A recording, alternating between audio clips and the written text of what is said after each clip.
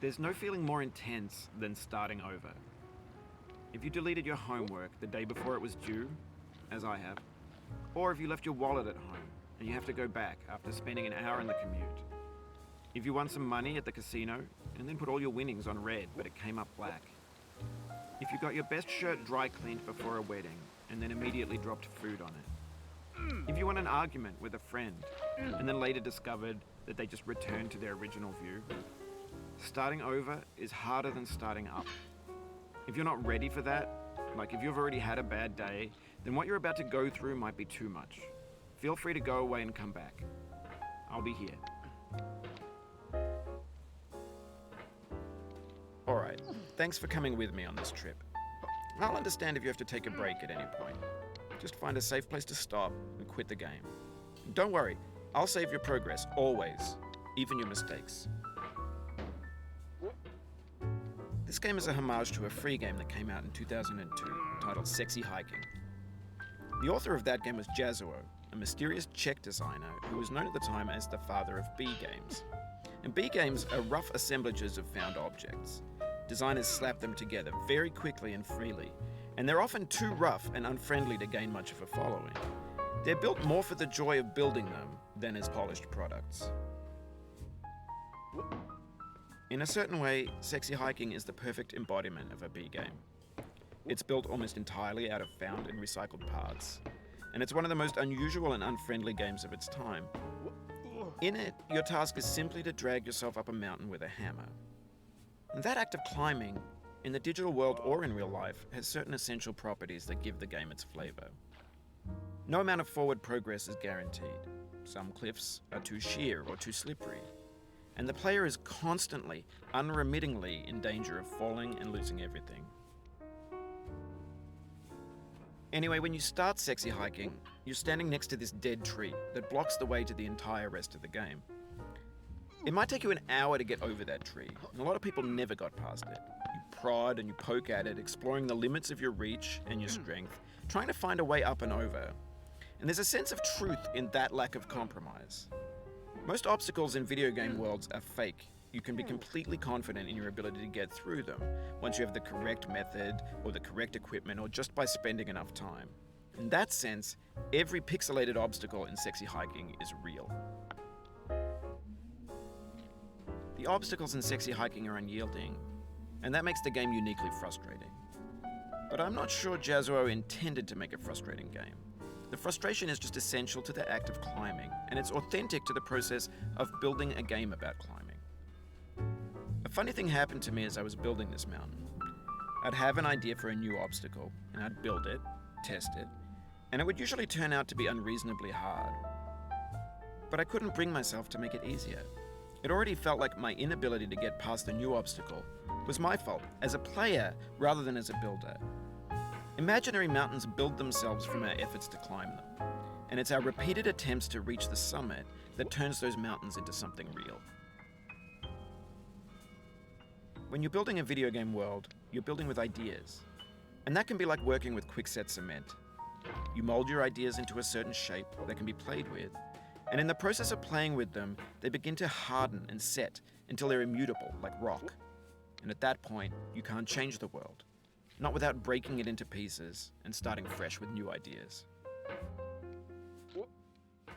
For years now, people have been predicting that games would soon be made out of prefabricated objects, bought in a store and assembled into a world.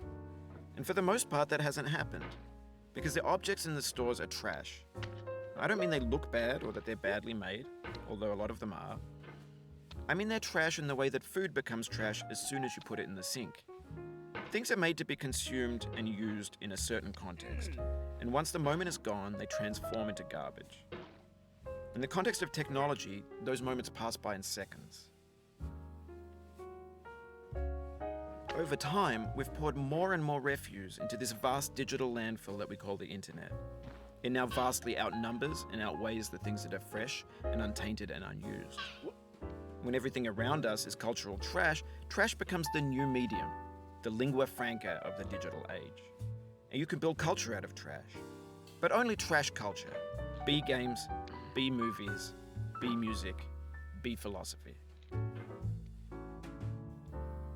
Maybe this is what digital culture is. A monstrous mountain of trash, the ash heap of creativity's fountain. A landfill with everything we ever thought of in it. Grand, infinite, and unsorted.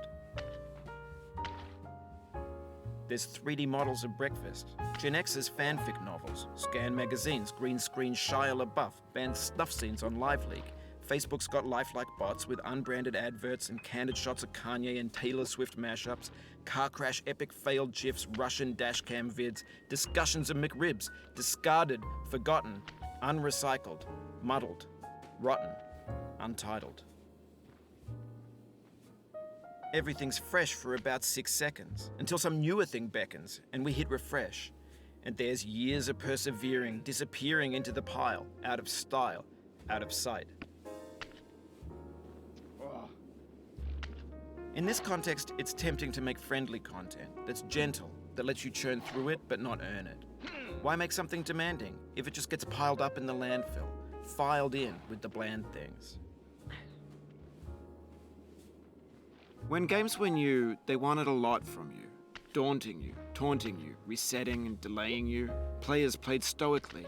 Now everyone's turned off by that. They want to burn through it quickly, a quick fix for the fickle, some tricks for the clicks of the feckless. But that's not you, you're an acrobat. You could swallow a baseball bat.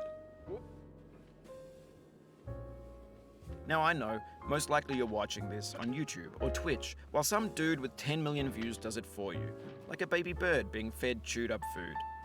That's culture too. But on the off chance that you're playing this, what I'm saying is, trash is disposable, but maybe it doesn't have to be approachable. What's the feeling like? Are you stressed? I guess you don't hate it if you got this far. Feeling frustrated? It's underrated. An orange is sweet, juicy fruit locked inside a bitter peel. That's not how I feel about a challenge. I only want the bitterness. It's coffee. It's grapefruit. It's licorice. It feels like we're closer now. Composer and climber, designer and user. You could have refused, but you didn't. There was something in you that was hidden, that chose to continue. It means a lot to me that you've come this far, endured this much. Every wisecrack, every insensitivity, every setback you've forgiven me is a kingly gift that you've given me. We have the same taste, you and I. It's not ambition, it's ambition's opposite. An obdurate mission to taste defeat. You'll feel bad if you win, so I put this snake in for you.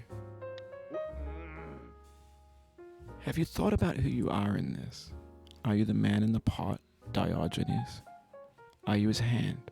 Are you the top of his hammer? I think not. Where your hand moves, the hammer may not follow, nor the man, nor the man's hand. In this you're his will,